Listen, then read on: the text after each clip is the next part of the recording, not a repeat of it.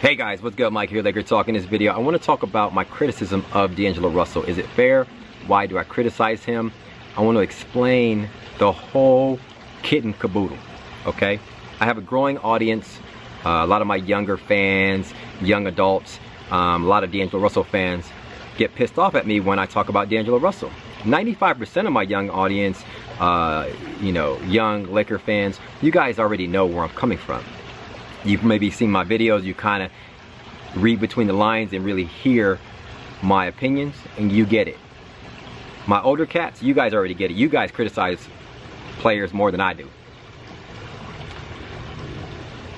But for the 5% of you, you're still upset, still unsure. You hear me praise D'Angelo Russell in some videos, and you hear me talk about him blocking me, and then you see me criticizing him, so you're like, Mike, are you being a kid? You're this grown adult. Why are you mad because he blocked you and all that? Why are you criticizing him? Hear me out and you will understand. Trust me. For you guys that don't get my point of view, watch this video. You will understand me a little bit better, because you will not win this battle, okay? The best way for you to understand me and live a stress-free life is to understand where I'm coming from. Get on my train. Once you get that, you don't have to agree with it, but once you understand it, you can move on. Because I hear a lot of you gripping, Mike, hear me out first. I'm gonna take you on a little ride. We gotta start from a foundational level, okay? There's a few things we have to understand. The first one is, sports in general is a subjective, opinionated, debatable sort of topic, category. Okay, sports, that's just sports at its foundational level. Think about your friends. Are you guys all fans of the same team? No.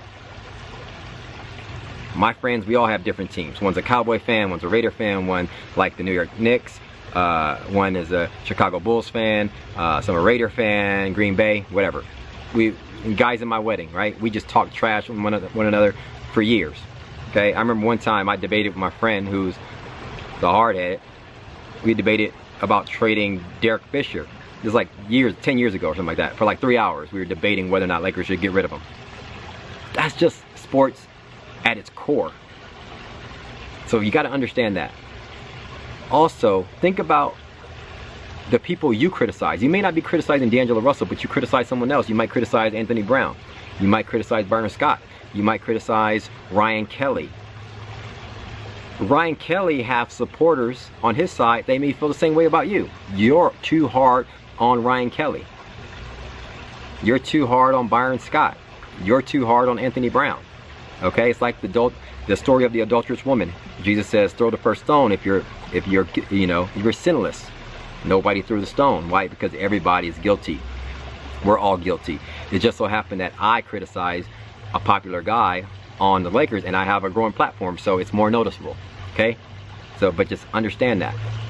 Also, there is no player in history that have been immune to my criticism. I believe I criticized Kobe Bryant when he was shooting those air balls.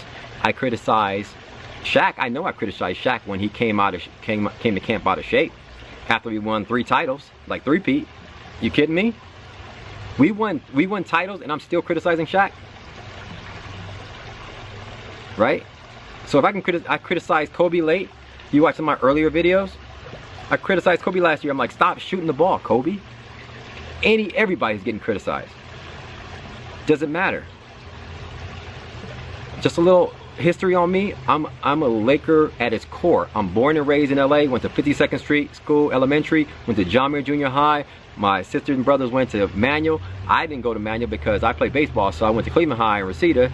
But I lived on 47th and Western, 52nd and Hoover, 126th and Avalon.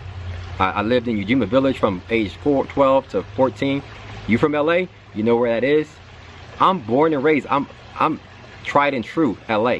Raiders, Dodgers, Lakers, etc. Okay, so I'm a Laker homer. Doesn't matter. I can talk about family, and I'm gonna still talk about family. So you gotta understand that. Now let's move on.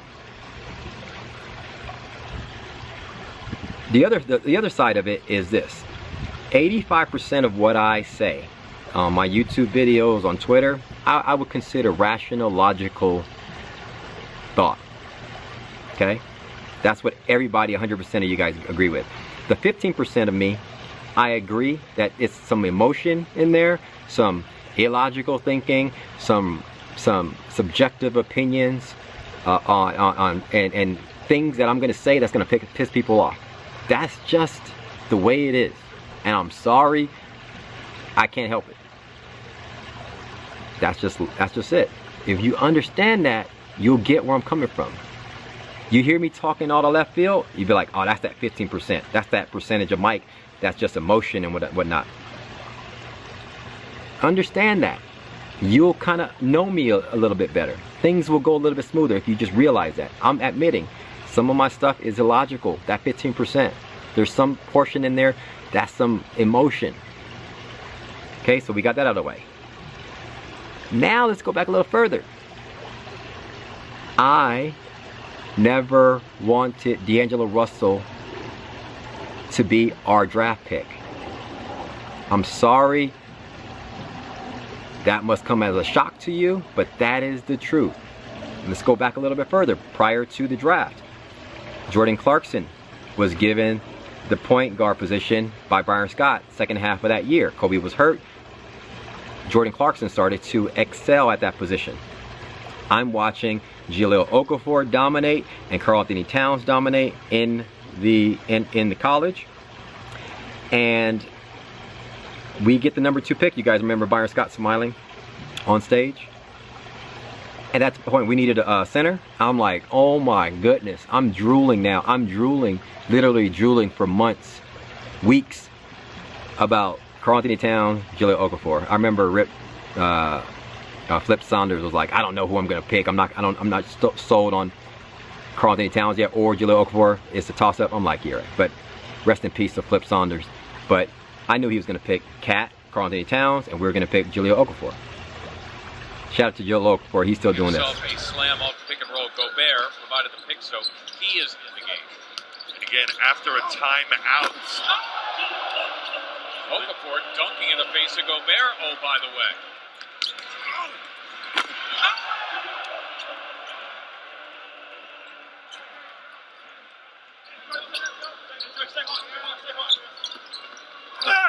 Okafor, another slam.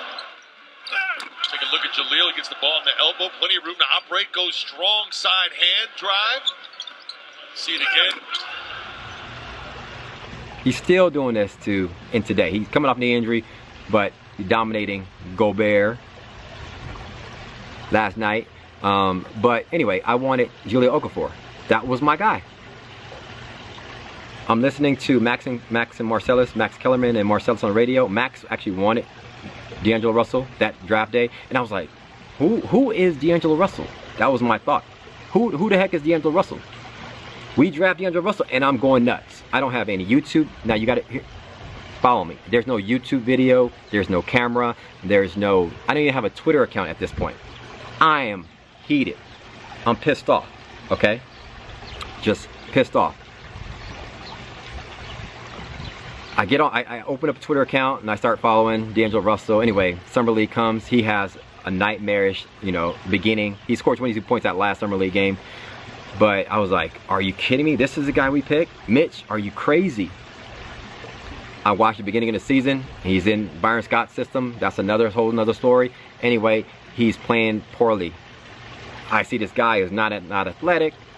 I'm like, are you freaking kidding me? We picked this guy. So I grab my camera. I want to call into a radio show, but I don't like calling a radio show. It's just whatever. Grab my camera and I call D'Angelo Russell a bust.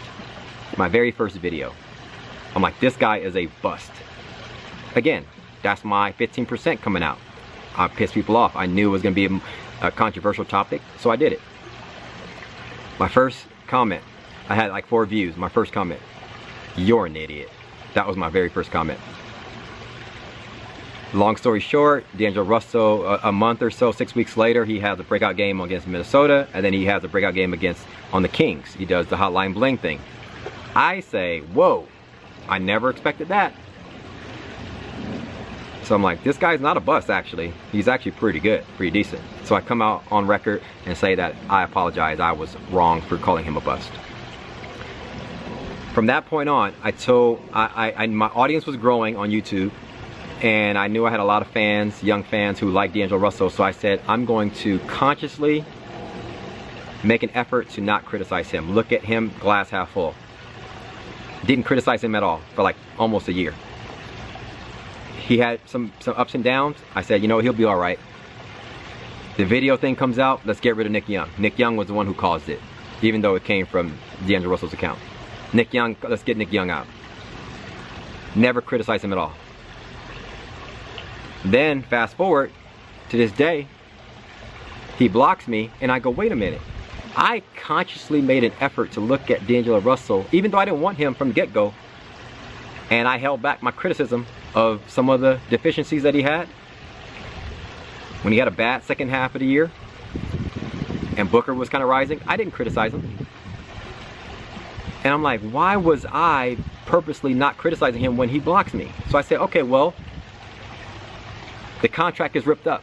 I'm gonna go back to my old self and start criticizing players when I see him. So I'm criticizing him, I criticize Julius Randle, whoever. If you're not consistent, you're gonna get criticized, period.